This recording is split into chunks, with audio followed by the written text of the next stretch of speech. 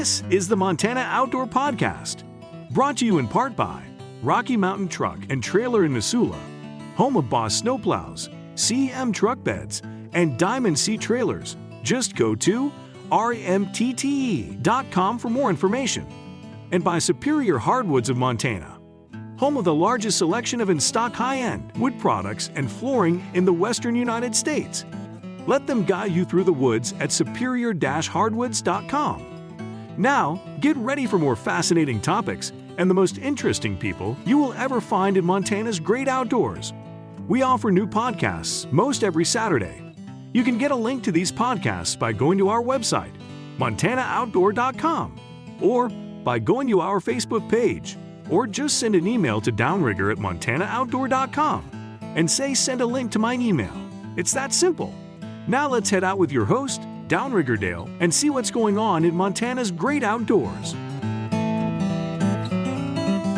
Thank you very much, Manny. And as Manny just said, I am Downrigger Dale with the Montana Outdoor Podcast. Thanks so much for all of you for continuing to download our podcasts and listen in. And I really appreciate all of you sharing the podcast with your friends. This thing has grown unbelievable. So thank you all around, of course, the great state of Montana, but then all around the world. Want to give a special shout out to our active military out there. We have so many of you that listen to the podcast from all around the world while you're out there protecting the world and our country. And when you take a little break, we're just honored that you share some of that time with us listening to this podcast. And I hope this brings a little bit of home back to you. And thank you for your service out there. Be safe and get home soon. And also remember, if you need to have us do a little shout out, maybe you've got family or friends listening to the podcast at home, you want to give them a little surprise and have me do a shout out to them, more than happy to do that. So just let me know, Downrigger at montanooutdoor.com. Just shoot me an email. More than happy to do that for you guys out there or any of our listeners. Now, today I want to get back into ice fishing. We've been doing a series about ice fishing around the state of Montana and getting just all kinds of input and opinions in that. And one area we have not talked about for a while, in fact, my guest coming up here in a second, I think he might have been the last time we had him on. We talked about that, if I remember right. But that is in northwest Montana. Of course, we always hear about Flathead Lake and the great rivers in the area and that, but it's actually a very good place to ice fish if you know where to go. So I've got probably one of the best guides in the state of Montana, based out of there, Captain Matt McComb. And I'll tell you, Matt is one of these guys. If you listen to our radio show, the Montana Outdoor Radio Show, you hear him a lot. He comes on and gives us a report of the Flathead Lake and, of course, other waterways in northwest Montana.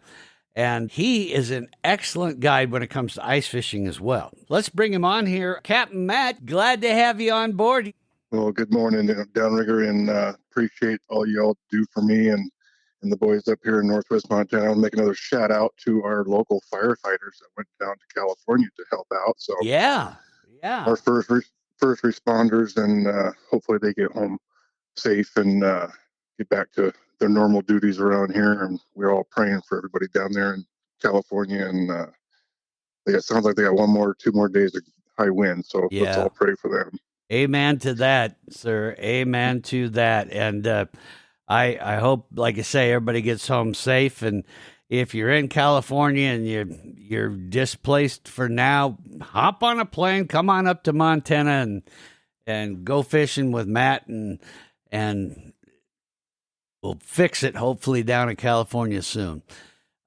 So Matt, it's good to have you back here on the podcast. You were on, I don't know, maybe it was about a year ago, last winter, I think it was. It's been a while. I can't remember. But before we get into talking about ice fishing in northwest Montana, tell us a bit about yourself.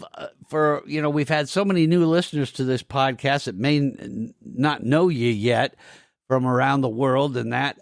Tell us a bit about yourself, where you came from, how you got into this crazy business of taking us folks out to catch fish and all that. Especially, you made a really interesting change here recently in your business. So let's talk about all that. Yeah, I'm originally from Lake Ponderay, which is just downriver from Flathead, the Clark Fork there, over by Sandpoint, but I transferred over here in the early 90s. So I've been here about 33 years. Started guiding. Well, we're looking at my 22nd year guiding. Wow. And 20 years straight, I've been doing the outdoor radio show with you guys. And I started with Walleye Wayne and the captain. And I started writing some notes down last night on some topics that you and I were going to talk about today. But I think I've done a live report on at least 20 different waters on Saturday morning reports, from the Columbia River to Vancouver Island, Nelson Reservoir, Lake Mary Ronan, Swan Lake, McGregor Lake, Flathead Lake, Bitterroot Lake, fishing for the kokanee. Just wherever I'm at on a Saturday, you guys can find me, and I give you guys a live on the water report, whether it's ice fishing or open water. So yeah, that's been kind of fun for the last 20 plus years that we've been together. And I just appreciate all the input I get back from customers coming up saying, "Oh, I heard you on the show, and thanks for the report," and yeah, we got a lot of stuff to talk about. So we'll just go on from there. We're located in Lakeside, Montana, right on Flathead Lake. One thing that's really nice with fishing with me and my partners there is, once you guys come off the boat, whether we catch whitefish or lake trout or whatever we're fishing for, you can take the fillets and walk right into the restaurant, right behind my boat, and go right into the restaurant, and the chefs will cook them up for you right there. Yeah. So within minutes coming off the boat, you're having yourself a fresh fish lunch right there in Lakeside. So yeah, we're looking forward. Talk looking about forward to fresh that fish. Yeah, doesn't get much better than that. From the lake right to the plate. Yeah, Yes, that's a great deal that you have with that restaurant to be able to do that. A lot of fun, and of course, Flathead Lake is one of the main lakes that you cover during the summer, and that. And if it freezes enough, maybe do a little ice fishing. But you cover a lot of other great lakes. Tell us a bit about the lakes that you cover the most when you're guiding for ice fishing, and the different fish that you target around those lakes. Well, from June to September, obviously we're on open water. It's our late spring going into summer, into the fall. And before that, we were able to tow our boats to other lakes, whether we want to go perch fishing, salmon fishing. But once we have the ice, the hard water, we're pretty much limited until Mother Nature takes care of what she's supposed to be doing this week, is dropping those temperatures down and getting cold.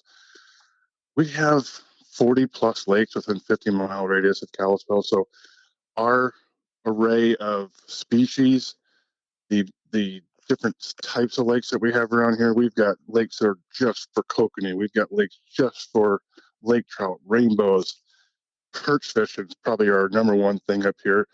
From Lake Mary Ronan clear out to the west on Highway 2, we've got the Thompson Lake chains. We just got lakes everywhere. But yeah, when you call us and you have a specific fish that you want to target, we put a package together. We head out to that lake, and that's how we can get that one species targeted. We do have several lakes up here that have multi-species, which is great. But again, most of our lakes, you can target one fish per lake. And we have some of the best perch fishing, some of the best salmon fishing up here, on top of the lake trout fishing that we have. So yeah, great place to live, great place to have fun if you're an outdoor person. It's unbelievable up here. It sure is. That is one of my favorite places in the whole world.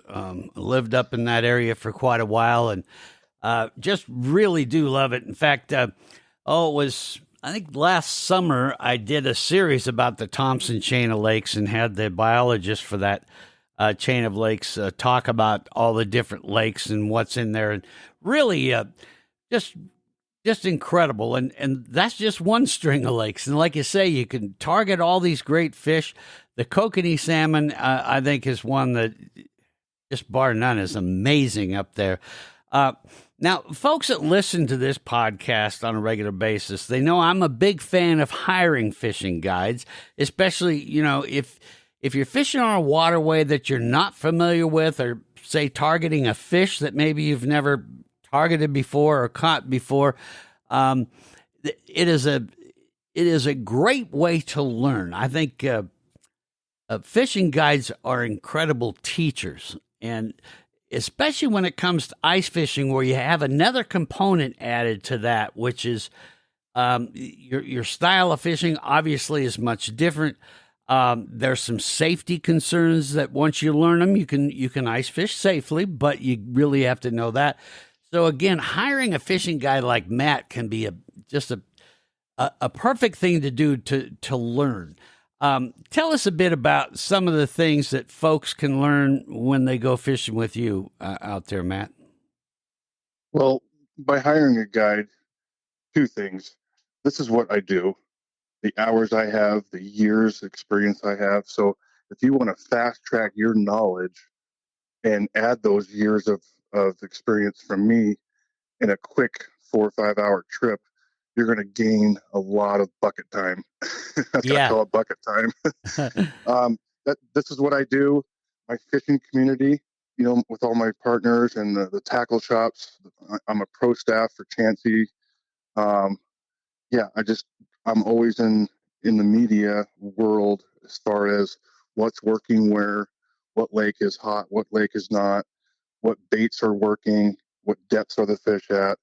And by going with a licensed guide here in Montana, whether it be Fort Peck or even, on the west side over here, you're going with someone and that's his job is to catch fish. We're not going for a boat ride. We're not going for a four-wheeler ride. We're going to go catch some fish.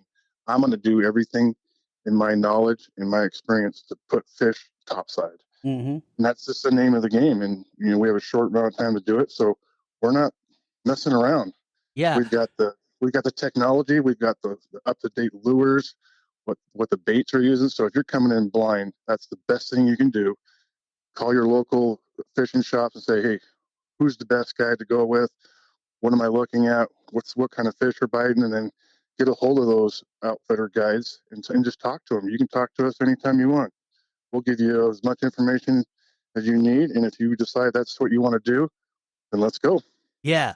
See, and the best way to learn is to be doing it. Get your hands on, Yes. get your hands wet, and see it, and you'll learn so many different techniques in that. What do you think are some of the main mistakes that we make when we're out ice fishing? Like I said, ice fishing, kind of a whole different world. Tell us about what are some of the common mistakes that we can make out on the ice. Well, ice fishing is all vertical fishing. So Mm-hmm. if you're a caster or a fly fisherman, this is a whole new world. You're drilling a hole and you're fishing between your feet straight down. So probably the biggest mistake people make is presenting the bait wrong, or they're using the wrong bait. Not presenting it right, whether you're sitting in the hole too long. A lot of guys will just sit there all day long and say, well, the fish weren't biting. Well, the guy 30 feet away from you filled his bucket up pretty fast. So what happened? Well, you're not with an open mind, I call it. Don't stand in the same spot. You got to keep moving around. I study the lakes with the topographical maps, so I can look where the drop offs are.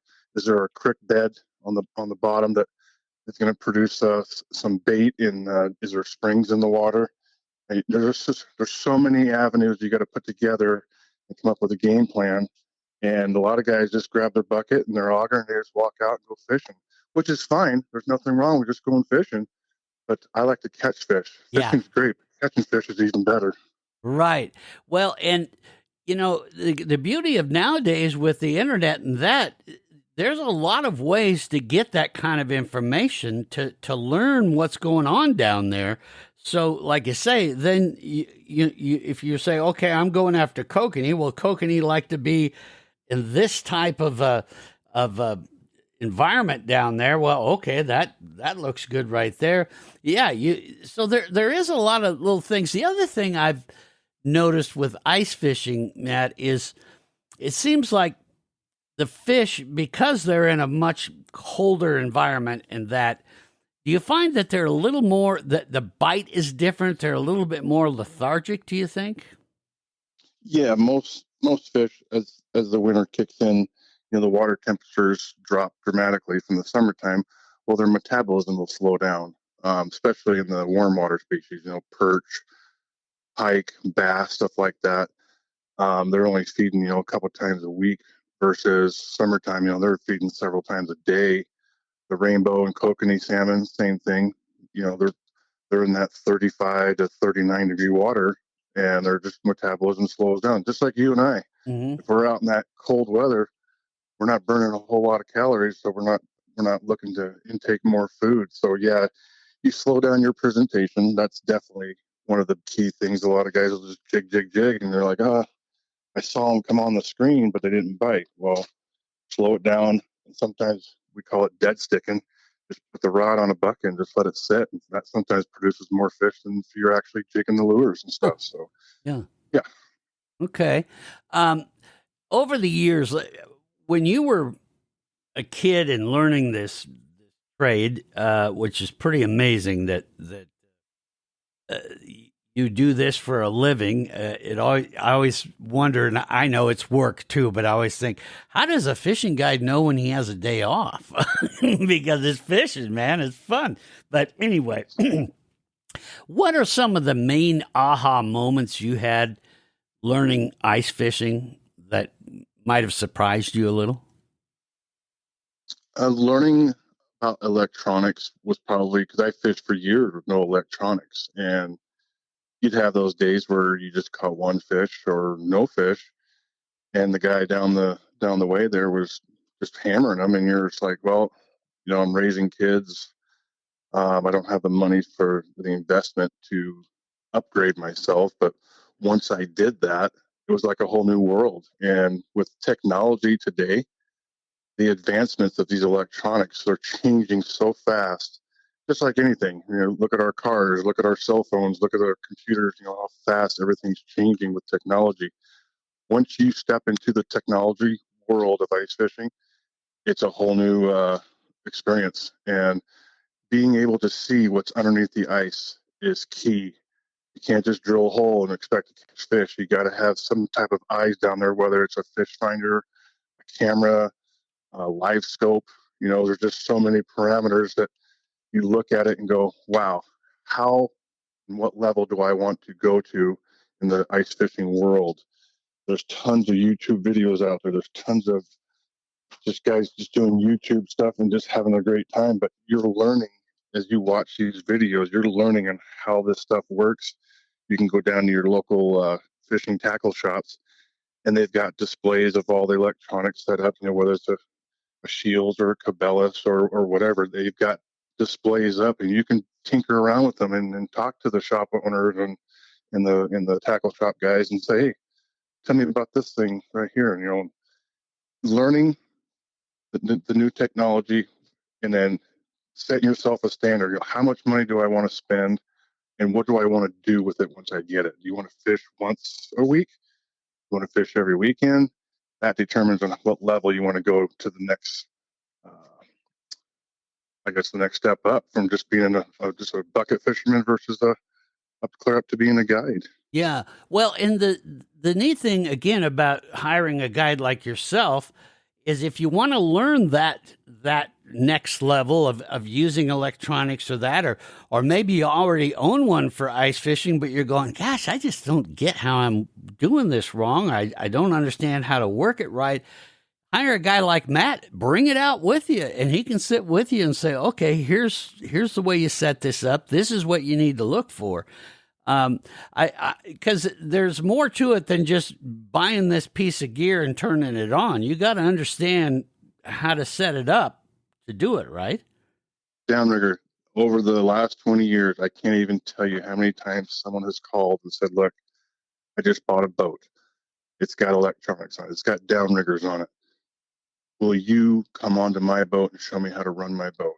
And it's still a charter, but I'm like, sure. Heck yeah, I would love to. Send me a picture of what you got so I know what I'm rolling into when I come down the dock. But yeah, I can't even tell you how many trips I've done where I've jumped in someone else's boat and showed them how I fish with that type of equipment, make it more efficient, put more fish in the net, topside, whatever you want to do. And I do the same thing for ice fishing. I do the seminars for Chansey at Chansey and Dave's fish camp down there. And when the seminars are all done, people are walking up going, hey, I want to go with you. I just bought a a new fish finder. I just bought a new camera. How do I use it? And what's the process in producing more fish with all this high-tech equipment? So this is what I do. This is what we do for a living. We love doing it. We love teaching people how to advance themselves in the fishing world. And I love taking kids. Over the years, when I first started, I was taking kids, 8, 10, 12-year-olds. Now I'm taking that kid with his kid now fishing. So yeah. It's been quite the circle of life with the local community and the tourists that come into town every year. And yeah, I've been blessed to be able to do this for the amount of years I have. And, I raised my kids in this valley, and they're all doing their own thing, and they all love fishing. So when they come home, what do you think we do? We go fishing. Right, right. Well, we're going to take a quick break here. When we come back, Matt, I want to talk a bit about this thing that I've heard. In fact, I don't know why, but I've heard it a lot lately of, boy, there's certain things you can do above on the ice that can bug fish down below. And I thought, now, really? I want you to talk a bit about that when we come back, right after we chat a little bit about my friends at Superior Hardwoods of Montana. Well, listen to this, guys. They have really got some cool stuff going on. Even though they may look like one of those, by appointment only places or just for contractors. No, Superior Hardwoods of Montana is always open to everybody. So make it your New Year's resolution to visit their showroom in person. You can find them at 5120 Highway 93 South in Missoula, Montana. Or if you can't get to Missoula, you can visit them online at superior-hardwoods.com. So whether in person or online, stop in and find out what makes them the best source for wood products that you'll ever find anywhere. And I mean anywhere. Like custom mantles, reclaimed beams, lumber, and one-of-a-kind paneling products. They have the best selection of domestic and exotic lumber, turning stock, figured craft wood, and natural edge slabs. A selection so vast, it completely blew me away the first time I saw it. I don't know of anywhere where you'll find such a huge selection of an incredibly unique wood. Now, sorry I got off topic there for a minute, but it still amazes me when I think about what they have there. Now, back to remodeling projects I was talking about. They have you covered from beautiful, versatile alder molding, maple countertops, and an impressive selection of hardwood flooring in stock. Now, don't forget about redoing your home office, or how about likely the most used room in the home, the kitchen. You want to make your kitchen be the most unique kitchen in the world?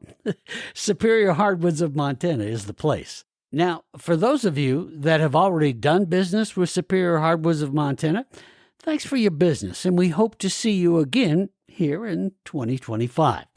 Now, if you're still thinking about what you want to do with your house, no worries, take your time. Just remember, John, Corey, and the rest of the crew are here for you if you need some ideas, or if you want them to find you something special, though chances are they already have it in their massive selection of the most unique woods in the world.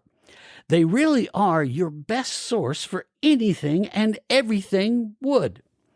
So, as I said, stop in person at 5120 Highway 93 South in Missoula, or online at superior-hardwoods.com, and let them guide you through the woods. We are back here on the Montana Outdoor Podcast. My guest, Matt McComb, he is, we all know him as Captain Matt, and is a great teacher, a great fishing guide. You find him there out of Lakeside, Montana.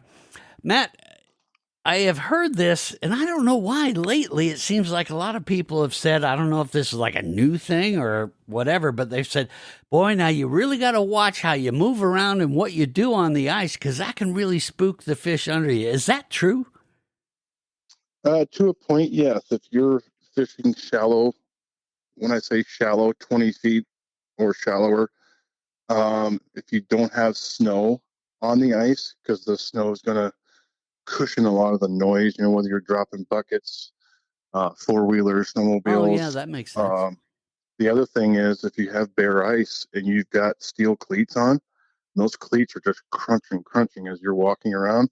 So a lot of times, just to add this to the party, I do a lot of tournament fishing. My wife and I have been fishing tournaments for almost 15 years. Once we get to our destination, we take our cleats off. So now we're basically just tiptoeing around. That's the thing. You don't want to startle those fish. You want that environment to be as natural as possible. Crunching around, dropping buckets, and thermoses and stuff like that. No, we carry little yoga mats, so we put them underneath our feet. Yep. So we're not. Good idea. Yeah. Huh. And if you fish with cameras, which we'll talk about here in a minute about certain electronics, you can see if you got a guy fishing just a little ways down from you and he drops something and you got a fish coming up to your lure and you got your camera looking at him, and that bing, someone drops something, that fish is gone. So yes, it does work, or it not does work, but having that, I call it foreign noise, does influence those fish and how they react when they're coming into your baits. So yes, be as stealthy as possible, whether you're tournament fishing or just out having a good time with the family. I know it's hard when you got a bunch of kids, they want to make snow angels and snow fights and they want to go ice skate and stuff like that. But yes, it does make a difference. Okay. Yeah. So when you get out there, you drill that hole and then you kind of just have to expect that you're going to have to let things settle for a bit. If I'm tournament fishing, I'll drill like 20 to 30 holes right off the bat. That way I don't have to drill any more holes for the next hour, 2 or 3 while I'm fishing. That way I'm in my stealth mode. Oh, okay. Get all the commotion done first. That way you're not drilling holes as you're still trying to fish. It's just, and then if we're on a guided fishing trip, I go out in the dark, I drill all the holes. So then once the clients show up, I'm not drilling anything. The holes were drilled an hour, 2 hours prior. So it makes a big difference. And so does some fish finders are so high powered, they're sending out electronic pings in the water. So, if you look at your Vexlars or Markham flashers, well, we call them flashers, fish finders, they are sending out power through the transducer. So if you're in shallow water, a lot of those have a low power mode. So they're not pinging. We call it pinging.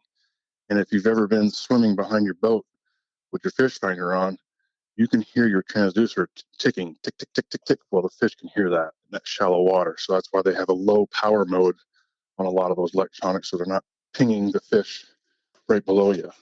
Damned, I never even thought of that. Damn. Huh. Now, speaking of having different holes and all that, how long do you sit at a hole? Let's say you're not having any luck. Nothing seems to be coming your way. How long will you sit before you say, not time to move? Well, in tournament fishing, like I said, we pre-drill a bunch of holes, so we're not having to drill. Mm-hmm. But I'm more of that 5 to 10 minutes, and then I'm moving on. And it doesn't matter if I move 5 feet. That 5 feet could be the difference because there's a drop off right there, or there's a little ledge, and I went to the top of the ledge versus the bottom of the ledge. If I'm just recreational fishing, 15 to 20 minutes, and then I'm moving. You're hoping these fish are coming through your hole based off the intel that you have. But, if you got a guy 50 feet down the way and he's catching fish and you're not, pull up your map, your topographical map of the water and figure out where is he at. Maybe he's 10 feet deeper than you. Maybe he's on a weed bed. So you just got to keep moving. That's why in the shallow water, cameras are great because you can see the terrain. You can see what they're looking at. When you're using electronics, whether it be fish finders or stuff, if you don't see fish coming in, you need to move. 15 minutes. That's kind of the go-to. Well, and speaking of go-tos, I guess, let's talk about these electronics because they really have become, seems like all the top fishing guys like yourself, they've invested in this equipment. Number one, is it got a little cheaper now as technologies? It seems like a lot of times with different electronics, the price starts to come down, once they master that, has it gotten a little bit better? Give us an idea of what a person would have to invest to have a decent electronics for ice fishing. Well, the Vexlar and Markham flashers, which is a must in the Northwest Montana because we have the deeper lakes, the salmon, salmon can be anywhere from 40 feet to 90, 100 feet down. So having the good electronics that shows those fish that deep, you're into that, say, $375 to $650 range for one unit. Okay. It's just a matter of how much fishing do you want to do, how detailed do you want to be able to see those fish. When it comes to camera fishing shallow water, you can get cameras for $199 all the way up to $500-600. Again, we're talking clarity, pixels, cameras that got recorders in them so you can record the fish, the temperature gauges that are built into the camera so you can see everything you need to see. Yeah. Again, you're on top of the ice. How do you present your lure, and how do you see what's going on underneath the ice? Well, you got to have electronics. You just can't stick your head down a hole and say, "Oh, there's a fish." It doesn't work that way anymore. Right. Well, and this camera usage has really exploded. A lot of people are using that now. Now, you say that's mainly more of a shallow water tool than obviously deep. How would you put a camera that deep? But is that your main go-to then when you get into the shallow waters, using that to kind of find your weed beds and all that stuff? Correct. Okay. Yeah. When I say shallow, 20 feet or less, a lot of the walleye guys, the perch and pike and bass guys, you're fishing the shallower water. That's where the warm water species fish are up here on the east side. A lot of the murky waters, those cameras can still see into that murky water. They've got infrared lights on them, so if you're fishing at night, you can still see at night. It's a go to YouTube and just watch videos. You'll be so impressed on what you can see with these cameras. And if you had just regular fish finders, it's just showing a blip down there. Okay, well, there's a fish. Well, what is it? Is it a bass? Is it a pike? Now we got live scope. Trying to explain to someone what live scope is, it's like basically an X-ray machine underneath the water. It can tell you if it's a walleye, if it's a perch, if it's a bass. It tells you if it's 50 feet away from you, how deep it is. But now we're talking thousands of dollars, Downrigger, thousands. So that's next level. That's almost above where I'm at. It's just a lot. You can invest a lot. You can invest a little. And, we'll talk about this here in a minute. But just figure out what your budget is. Again, go to your local tackle shops, whether it be a big box store or your local guys. We support the local guys down up here. And it's just, you've got a lot more info. You got a lot more guys talking, and just figure out what level you want to be at. Again, going with me or one of my partners, we've got all the gear. You can see what level you want to go to. I've got 3 different models of XLRs. I've got three different models of cameras. How we set them up, how we use them, how we store them, how we go from the 4-wheeler to the snowmobile, how we build our racks. And then the next thing is augers. We can talk about that. You got, how do you drill a hole? Yeah. I still see guys out there with a hatchet. Oh, Lord. Oh. No, you not want to talk me. about making some noise? Yeah. Yeah. No, the days of the axe have gone by. What kind of auger do you use, Matt? I've got an ion battery, 8-inch. I've got a 6-inch blade that comes with it. So if I'm just fishing for kokanee, I can throw the 6-inch on there. It drills holes really fast. I've got several batteries. I can drill up to 300 holes in a day with my batteries. Wow. I do have a gas powered in the garage, but those days are gone. You don't see gas augers anymore. They went from gas to propane to now electric, and now with the new K drill, which is just basically the auger itself, and you hook up your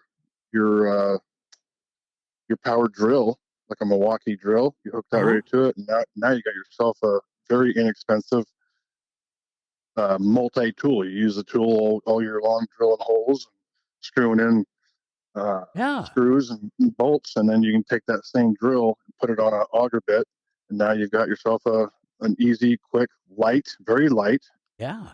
drill for the wintertime. We're Yeah. seeing a lot more of those out there.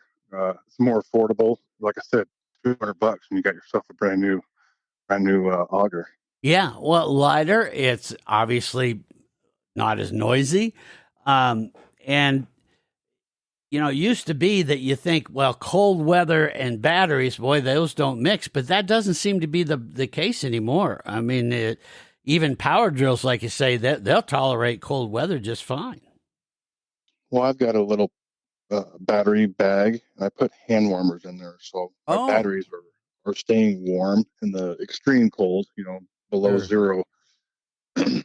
We're putting those hand warmers in there and keeping those batteries nice and fresh. Mm-hmm. But yeah, lithium batteries do not like cold weather. So you just got to be careful and think ahead. Throw some extra hand warmers. A lot of guys just put them in their coats. They're not that bulky, but yeah, you want to keep them warm. Okay. Well, those are good ideas right there. Let's talk techniques here, Matt. Can you give us an example of some of your go-to techniques for the most popular species of fish that, most folks, when they come to Northwest Montana and want to go after, talk a bit about those and what your main techniques are? Well, again, we're doing all vertical fishing. So unless you want to drill 100 holes and try to fly fish on a ice deck, it's not going to happen. Right. So if you're not a jigger, it's a whole new technique. Probably the most popular lure that we use up here would be the Haleys. And it's basically just a hunk of lead with a chain on it. And for some reason, the perch, the rainbows, the kokanee salmon, the whitefish, I've caught pretty much every species on a Haley. So I've got several boxes of those, and you can tip them with maggots, wax worms, regular worm, but that seems to be the go-to. And it's got about a 1.25 inch chain on it, and just by barely jigging the tip of your rod, you're making that maggot or whatever bait you have on just sit there and dance. And that seems to be probably the easiest way to produce fish, whether you're fishing whatever species, but it produces fish. We keep them suspended for the salmon. We go to the bottom, perch, Lake Marironan. That's all we use on Lake Marironan is the Haleys. And you want to fill a bucket up. That's probably the funnest lake in the whole Northwest. It's not too far of a drive from Missoula. Thompson Falls, you get a lot of Thompson Right. Falls guys coming over. It's about 30 miles south of Kalispell. So it's kind of in the middle, halfway down Flathead Lake, 7-8 miles off the highway. And I'll tell you what, it's a great lake. Got a great little resort there with a restaurant. So you got a place to warm up and get some hot cocoa and a hot dog. And yeah, that's probably the number one go-to fun lake for that. Our lakes that we have west here, they're just now starting to freeze up. So we got Bitterroot Lake. You've heard a lot about Little Yeah. Bitterroot Lake. That's our salmon lake. That's usually 1st of February before it starts freezing over, and get good enough ice to get out there for the kokanee salmon. I know we got a tournament coming up 1st of March, second week of March, I believe. So that's going to be a fun one. We always do really good on that one. The wife loves that lake. Kokanee salmon's her favorite thing. I'm a perch guy. I love the white fillets and fish tacos. Yeah. Oh, they make the best fish taco, don't they? God, I love those. Another thing I wanted to touch on was we call it dead sticking and tip ups. So Right. on the west side of Montana, we can fish 2 rods per angler. On the east side, some lakes are 5, some lakes are 6 rods. So you can't hold 6 rods in your hand. So we have tip ups and or jaw jackers, which is another name for a dead stick it's preloaded. Now, most of Montana, I still believe we can still use jaw jackers. I know Midwest, you're not allowed to use automatic jaw jackers, meaning when a fish hits, it sets the hook for you. Mm-hmm. So just be careful of the regulations on where you're fishing. Now, with the new technology, they got a battery jaw jacker. It's called the jigging jaw jacker. So it will jig for you while you're fishing with a rod all by yourself. And I've got all those also. Wow, that's great. So now you're really using your time. You've got that jaw jacker on one hole going for you, and you're there using your finesse and trying the other different stuff. So that's a great strategy. Now that Haley jig you're talking about, that's spelled Hali, right? Correct. Okay, Yep. I will. I'll include. There's a podcast description, and most of our listeners that listen on a regular basis know this. When you come to the Montana Outdoor Podcast, whether you come to it through Apple Podcasts or through our website, montanooutdoor.com, or Spotify, or on, you'll see the little podcast description. Just talks a bit about what this podcast is about. And then just below that, in bold, I always put it in bold letters, it says links. And I'll put a link in there to some of these Haley jigs, just so you folks can click on it and take a look at it and see what that's like and give you an idea. Pretty neat looking lure, and worth taking a peek at.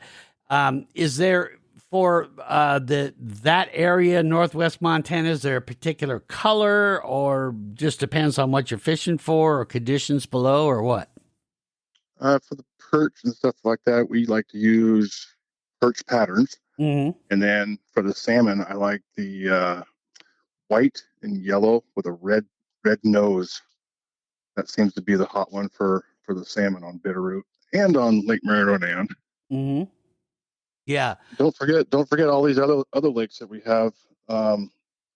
With Swan Lake. Swan Lake's a great lake. Once it freezes, clear down to the Sealy Lake area. There's a lot of salmon and rainbow fishing on those lakes, and that lure will catch them down there too. Just remember, wherever you're fishing for, know what the big fish are. So you want to bump your line up a couple pounds. I like to fish 4-pound test, but if I'm going to these bigger lakes, I'll throw 6 or 8-pound test on. So I don't want to hook into a 10-pound rainbow and only have 4-pound test, and you're in trouble. Yeah, not good. Yeah, nothing worse than you go, oh wow, I got the big one, snap. Yeah, not good. We're going to take one more last break, and then when we come back, I want you to address some of the safety points. I think these are real important, because talk about ruining an ice fishing trip, going through the ice.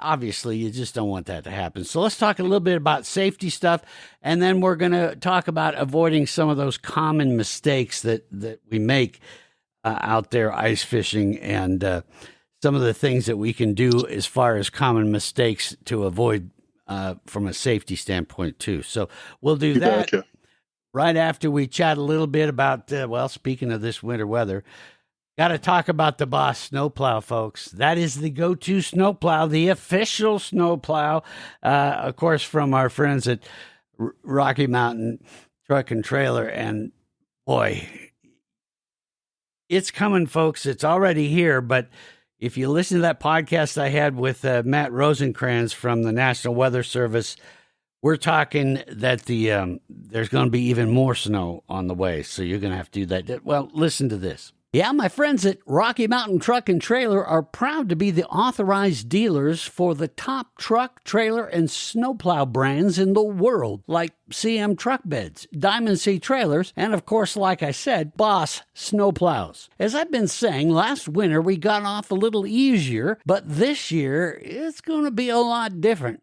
Now, why am I saying that? Well, did you hear the podcast I did with Matt Rosencrans from the National Weather Service Climate Prediction Center? He said Montana and other areas in the Northwest are in for a lot more snow. Of course, that means driveways, parking lots, roads, and all that are going to need to be plowed, and plowed a whole lot more for the rest of this winter. And of course, that means you'll want a Boss snowplow to get the job done quickly and perfectly every time it snows. And that, my friends, can only mean one other thing. You need to talk to Rocky Mountain Truck and Trailer right now about a Boss snowplow for your truck, tractor, ATV, UTV, while they can still get the one you need. Then you'll be prepared for what's coming, because not only will you have the best snowplow that is perfectly designed for what you want to put it on, but the folks at Rocky Mountain Truck and Trailer will install it for you so it works the first time and every time. Now is the time, my friends, to be ready for what is going to be coming our way a lot with the best. A Boss snowplow from Rocky Mountain Truck and Trailer. If you're in the area, you can stop by at 5680 Expressway in Missoula, Montana, or you can go see them at rmtte.com. Take a look at all the Boss snowplows they have right now, as well as other equipment like CM truck beds and Diamond C trailers that will also make your life so much easier this winter. Yeah, there is no better place to get you through this winter than Rocky Mountain Truck and Trailer. Again, website rmtte.com. Easy to remember and a great way to take a look at what they have. That's rmtte.com. I'm telling you, folks, they know what they're doing, and they're going to be your best friend this winter.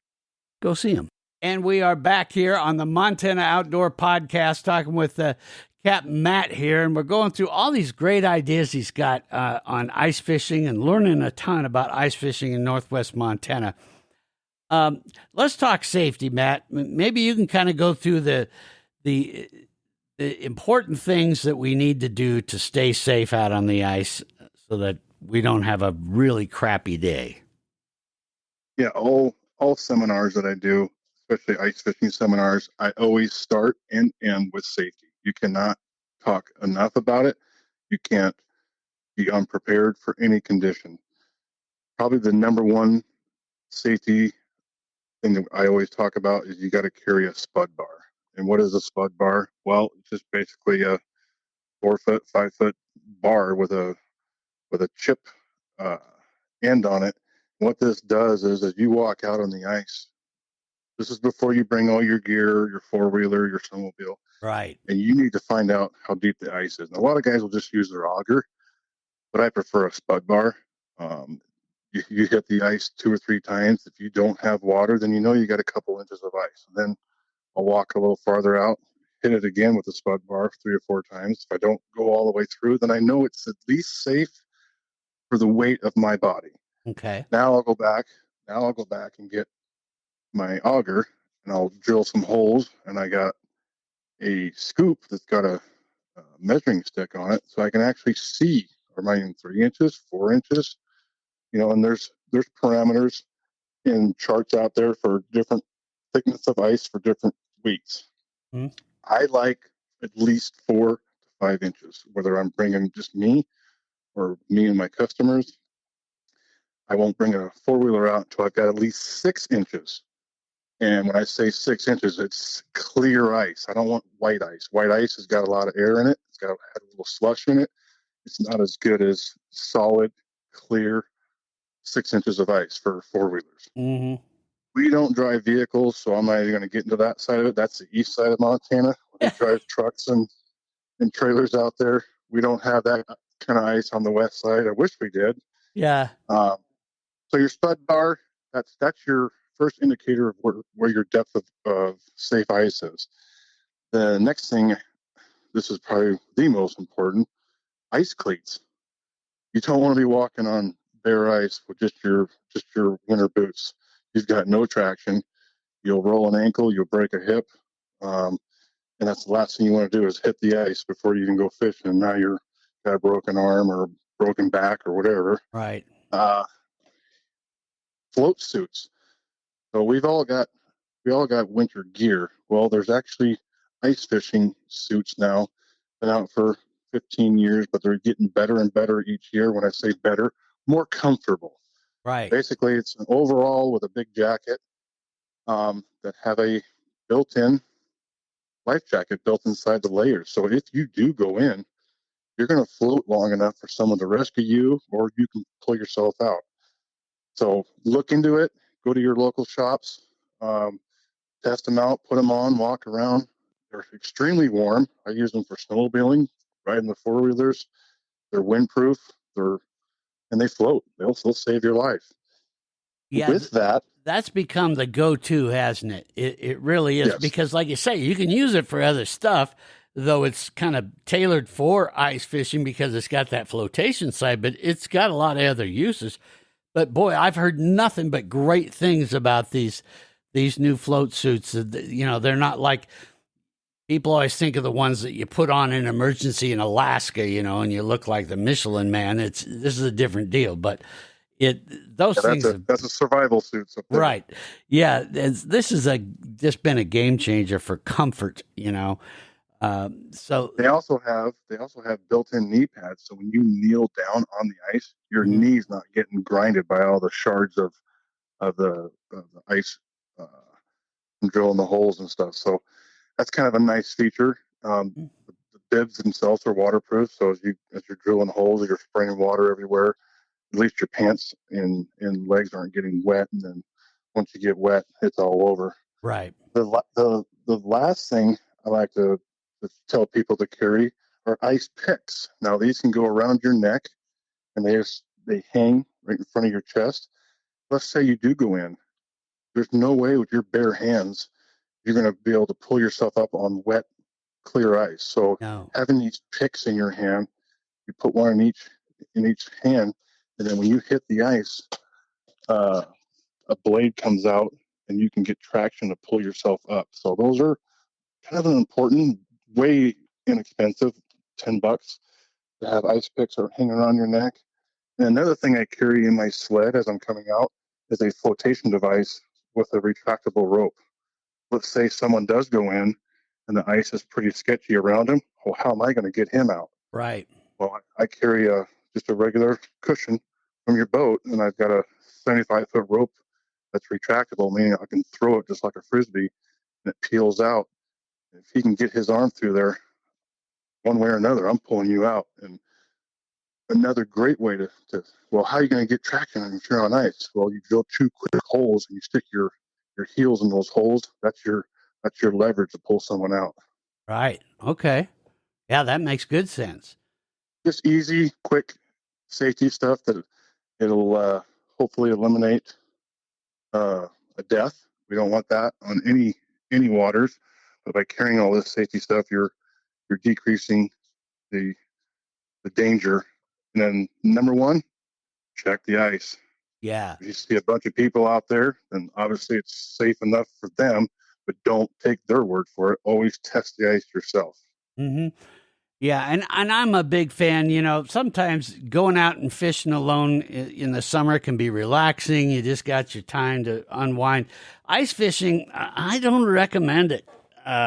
It's better to fish with somebody else because if something bad does happen, you can have someone go get help. I mean, if you really want to fish by yourself, at least tell people, you know, that you're leaving, where you're going, and when you expect to be back. That way, you know, if you don't show up, they know, hey, he might be having a problem out there. So those are some other good ones too. What you've seen a lot out on the ice in Northwest Montana, and seen people doing it right and people doing it wrong. What do you think of the biggest mistake as far as safety goes or being prepared goes that you've seen around there? Well, I'm going to stick with the safety side of it. I know I've told this story before, maybe on the outdoor show, how important ice cleats are. My brother-in-law, 6-7 years ago, decided he wanted to start ice fishing. I gave him a pair of pack boots, and I said, you're going to need cleats for these because the air bobs are not very good on bare ice. He forgot his cleats. His fourth step on the ice, he slipped and cracked his skull.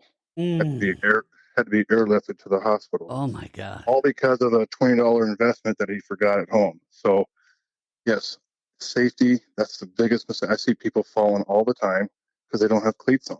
And Right. I feel bad, but it's just a simple thing. When you're pulling a sled and you don't have ice cleats, you're not going very far. Mm-hmm. You got to have cleats out there. And then probably the next biggest mistake I see people not doing is they don't have waterproof boots. You're drilling holes out there, or you've got 6 inches of slush and snow. I've seen people's trips end in less than an hour because their feet get wet. Well, if it's 20 degrees out and your feet are wet, you're standing on ice, your day's over. You got to have a good set of mud boots, bathing boots, just stuff that can handle the water and slush. If your feet get cold, it's over. Mm-hmm. It makes for a miserable day, and it's unavoidable. So go to your local shops, test out these boots, make sure you can walk in them. I mean, that's the thing. You're doing mostly walking out there, so make sure your boots are comfortable and make sure they are waterproof. Yeah, waterproof and warm. Yep, without a doubt. So, Matt, now I want you to see if you can kind of help us get totally prepared here. Can you go over kind of the main fishing equipment that you feel are the must-haves for ice fishing, especially for folks that want to get into the sport? And I'm asking this because it's easy to end up thinking we need a whole bunch of stuff, and you spend a pile of money that you didn't really need to spend. Or for the other side, that you're pinching pennies, you might pinch a little too much, and really you're cutting down your chances of success. And as you said earlier in the podcast here, yes, it's fun to fish, but it's a lot more fun to catch fish. So kind of give us what the Captain Matt go-tos are for ice fishing up in Northwest Montana. Well, the number one thing you're going to need is an auger. You got to be able to drill holes. I didn't touch on this earlier, but they do make just a regular manual auger, and those are anywhere from $50 to $100. So if you got some Popeye muscles and you want to go out there and get a nice workout, then a manual auger. I fished for 10 years with manual augers, but I was a lot younger. Yeah. You get into your mid 50s and it doesn't work that way anymore. I drill one hole and I'm done. I'm staying there the rest of the day because I'm not going to the next hole and drilling, especially when you get deeper and thicker ice. So yeah, a manual auger for sure, and or step up to the K drills. You can hook to your home drill that you have at home. So having an auger is a must. Having a sled or one of your kids' snow sled to haul your gear out, that's a must. And It's easier to pull your gear out than it is to pack it all out. Bucket here and a bucket there and auger over your shoulder. So having something to get your gear out there. Otter makes a great fishing sled. You can use those for any different things at home. You can haul stuff around the yard, bark and dirt. But yeah, the Otter sleds are really great. They're durable. You can put a hitch on them and hook them to your 4-wheeler or your snowmobile. So perfect. That's the upper end of the snow sleds. And next, obviously, is electronics. What level do you want to go? We talked about that. Do you want to spend $300? Do you want to spend $700? How advanced do you want to go? But you've got to have some way of seeing what's underneath the ice. If you're a shallow water fisherman, you like the perch and the bass and the pike, then you can just go to a camera. And those cameras, like you said, as time has come on, they're getting cheaper and cheaper and better quality. So just pick your poison. I always say, do you want to fish deep water stuff, the salmon, the rainbows, the lake trout? Then you got to have the upper end electronics. If you want to fish for perch and pike and bass, you can just go with the cameras. And the cameras, I'm telling you, it's a whole new world, especially if you have kids, because kids love electronics and screens. Sure. When you put a camera in front of an 8-year-old and he can see his jig and he can see the fish come in, now you've got his attention. It's a great avenue. It's changed fishing tremendously for the younger generation. Yeah, I've said this before on this podcast, and I'll say it again. If you want to get your kids into fishing, because that's one of the hardest things, is getting them to not get too bored right off the bat and all that. Because if you caught a fish every 5 seconds, well, fine, you got their attention, but that obviously doesn't happen. So that screen has really changed it for kids because they're so acclimated to it with their video games and this. So it's a great teaching tool, but two, you will get that kid turned into a fisherman.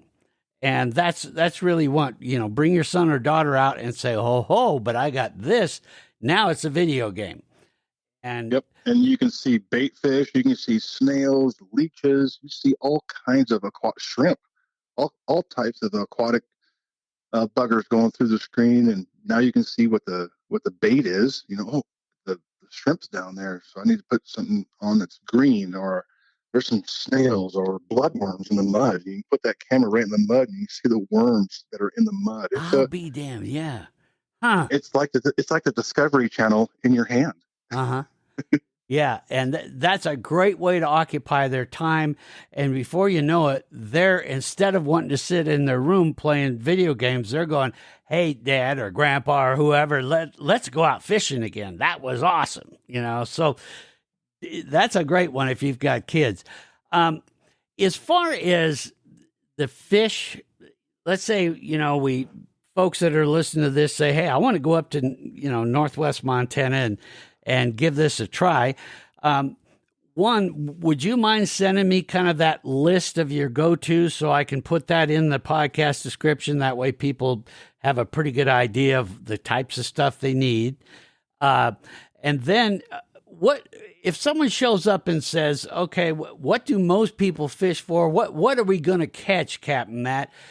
What's kind of the if I know nothing about the area, would be the best fish and the best lake to go to that's going to give me the greatest odds of having my first time out a success? That would be Lake Marironan. That's Okay. my back door. That lake, it doesn't really matter where you go. You obviously, when you pull up to the boat launch, you'll see the locals and where they're at, and obviously that's where the fish are, because Sure. locals aren't going to go somewhere there's no fish. It's a shallow lake. The deepest part is 40 feet. So a lot of the fishing is in that 15 to 25 foot mark out there. You have the ability to catch bass, rainbow, perch, and salmon. Wow. But the lake is known for its big perch. They are, again, probably the best eaten fish on this side of the states. We don't have walleyes, but yeah, the perch is the closest thing to a walleye. Very mild, white, flaky meat. Makes great fish tacos.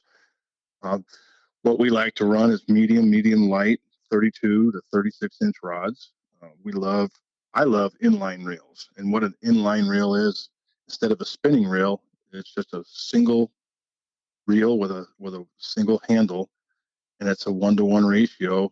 It's not high tech stuff. You push a button, the line comes out, but there's no memory. When you're fishing cold water, you get line memory with a regular spinning reel. And when you're fishing super light tackle and you've got that memory spooled up going down to the fish, you're going to miss a lot of bites because you don't have a direct contact with your lure. Oh. So by fishing inline reels, it's a straight line. You have no memory. The line's not coiled up with that light jigs that you're using. So you get a better response. I call it the hook to top side ratio is going to be better. Especially if you're using the camera, you can actually see them bite it. So your hook set is right there. You're watching the fish bite, you set the hook. And the inline reels are way easier if you got big gloves on. So you're not having to deal with a bail, flipping the bail and letting the line out and then trying to click it back over. And then a lot of them are made out of high-tech polycarbon plastic, so they don't freeze up, where spinning reels have a lot of metal and they'll freeze up on you. So that's kind of a new thing over the last, I'll say, 8 to 10 years, is the inline reels have really come on strong. They're not that much more expensive. So go to your, like I said, go to your local fishing shops, check them out, put them in your hand, run them a little bit, see how it feels. The fluorocarbon fishing lines are out there. They're basically invisible fishing line now. So again, fishing in the winter, our lakes are crystal clear up here in Northwest Montana. A little different than the east side. You get that murky water on the east side. But over here, it's crystal clear, glacier water. You want to go with the most invisible line out there, and that's, the fluorocarbon. I use the Andy line, the clam ice, and I'll give you a list of all that stuff. Other than that, going to your local tackle shops and talking what lures are working for what lake. Mm-hmm. I could tell you I've got one big tackle box for ice fishing. Well, that's wrong. I've got like 10, and Yeah. each one of them set up for different lakes, because that's what works for that lake, because the bait fish in that lake are different than the bait fish that they're eating in this lake. Some lakes are full of shrimp, some lakes are full of scuds, some lakes are just full of shiner minnows. So you've got a different bait presentation for different lakes. That's why going with a guide, if you're just getting into this, you'll learn a lot of that just in the 4 or 5 hours that you're with us, and going to our seminars and listen to podcasts. Get as much information before you make a decision. It'll help you in the long run. It'll save you some money. A lot of guys, they got big billfolds. Just go out and buy everything, and then they still don't know how to catch a fish. So Yeah. do your research. Ask questions. Go to your local tackle shops. If you know a fishing guide, give them a call, send them a text, come to his seminars, and just try to learn as much as you can. Bring a notepad, write down notes. The stuff that we're talking about, it makes sense. It produces fish topside. So listen to as much YouTube videos as you can and podcasts, and just retain as much as you can. And I keep a notebook with me in the boat. I keep a notebook and notes on my phone. GPS. GPS, we didn't really Yeah. touch base with this, but I have a hummingbird fish finder, and it's an ice bundle. So I can take that fish finder off my boat, and it mounts right to my four-wheeler or my snowmobile or my ice bundle with a battery. And I've got all my GPS coordinates in there from ice fishing and from lake fishing. So Wow. if I find a good hump that's full of grass or weeds while I'm trolling or if I'm pike fishing, I'll mark that spot, and I'll come back in the wintertime and fish that exact spot because I marked it 6 months ago. What a great idea. Yeah. Yeah. They're obviously they're hanging out there for a reason. And why wouldn't they in the winter? Same thing. So yeah, that makes Fish, total sense. fish, fish think of two things their whole life. Can you guess one of them? Food. What How am to I going eat. to eat? What am I going to eat, and what's going to eat me? Right. So they're putting themselves in a position to ambush bait, but they're also putting themselves in a position that another fish isn't going to eat them. Whether it's a 10-inch perch or a 10-inch kokanee, they're putting themselves in a position to ambush and hide at the same time. Once you think like a fish, you're going to produce more fish. Think Hmm. about that. Yeah. That right there. That's great advice. Great advice. You got to start thinking like a fish. I love that. Yeah. I love that. Um, so what's the best way folks can get a hold of you, Matt? And I'm going to put this in the podcast too. If you can send me your email, I'll put that in there. That way, we've got a cool little deal where they just can click a link and it will automatically open up their email program and fill it all out for them. So send me your email and I'll have that in the podcast notes as well. Other ways to get a hold of you and find you, how do we do that? Yeah, so right now we're in transition. Cameron Hockett and we have left Mo Fish after 20 years, so we're going to start our own business in Lakeside. So we'll have all the new websites and phone numbers coming up soon. But if you want to get a hold of me and just talk fishing, I can get you into how to get on a fishing trip with me. 261-6980. 261-6980. And Of I can course, get you that's to the area right code 406. 406. You betcha. Okay, and I'll put that in the in the notes as well. Of course, and most of you have my email, downrigger@montanooutdoor.com. I'm more than happy to get a hold of Matt and make sure that he gets back to you because this guy is as you figured out here, just spending this time with us, this guy's a wealth of knowledge. And that area, there's a few things that I love about wintertime in that area. One, the beauty is you think it's beautiful in the summer. It has a whole new look that's unbelievable. Where you're fishing under these huge snow-capped mountains, it's awe-inspiring. So that right there is another wonderful bonus, and the fact that there's so much to do around there. You can send the kids out skiing, you go ice fishing, or vice versa, whatever. There's just a lot to do and a lot to be part of, and the variety of fish, you're going to find something fun to catch too. So, and this is the guy to tell you how to do it. So I hope you'll go ahead. And if you're having a vacation and you want to come up here for a week, we can help you get set up for a whole week worth of activities. We've got dog sledding up here, snowmobiling, ice skating. We've got this 2 ski resorts. We've got snowshoeing. I mean, I know all the other guides that do all that other stuff, and we can get you in the right direction. You can make a whole week out of it. And of course, ice fishing would be included in one of those fine days. But yeah, like you said, there is so much to do up here. It takes more than a week to hit everything that you can possibly do. You get a lot of these Southerners come up here. They've never seen snow before or ice. I had some customers last year with her, I think she had 4 kids, and I gave them the rules and the regulations of what we're going to do. And we're walking out. We were about 200 yards out in the lake, and the lady asked me, she said, "So where's the lake?" I said, "What do you mean?" She goes, "Where's the lake we're fishing?" I said, "Well, we're on the lake." Yeah. She said, "Excuse me?" And I brushed the snow back a little bit, and I said, "We're standing on the lake." Well, she lost her mind. She did not know we were already halfway across the lake. She thought we were just walking in a field. I'll be damned. Yeah. It's a different thing. A similar story. I lived in Tennessee for a while. I was born and raised in Montana, but then lived in Tennessee for quite a while. So I brought my kids up to Montana for the winter. And, just little things that I kind of took for granted was a whole new world to them.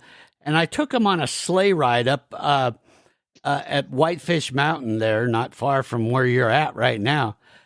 And they were just blown away by that. These horses pull these sleighs, and we just ride along, and we're drinking hot cocoa. And I mean, there's just, for those of you that have never had this kind of experience, we've got people listening from all over, make a point to do that. Get a hold of Matt, and he'll set you up so you could have a whole variety. Your week can be planned, and he'll get it done for you. So, Matt, this has just been great, and I hope you'll come back again, and we'll keep this communication going, especially this summer. We got a whole nother way to fish, and he'll talk to you all about that too.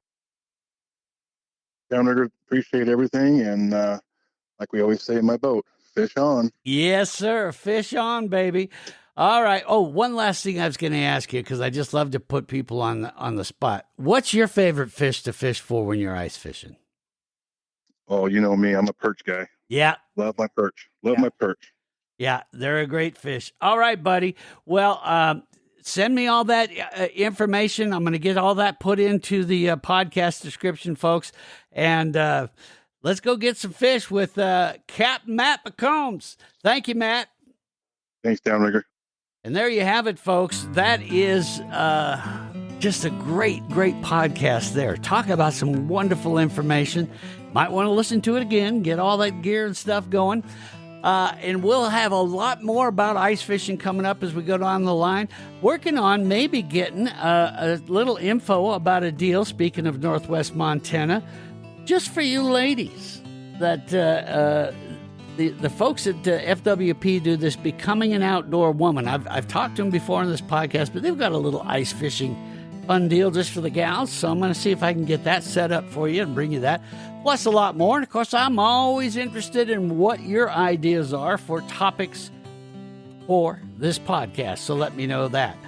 Until we talk again, folks, you guys be safe out there. Be good to each other. We'll see you next time here on the Montana Outdoor Podcast. Thanks for listening to the Montana Outdoor Podcast. It has been brought to you in part by Superior Hardwoods of Montana, home of the largest selection of in-stock high-end wood products and flooring in the western United States. Let them guide you through the woods at superior-hardwoods.com. And by Rocky Mountain Truck and Trailer in Missoula, home of Boss Snowplows, CM Truck Beds, and Diamond Sea Trailers. Just go to rmtte.com for more information.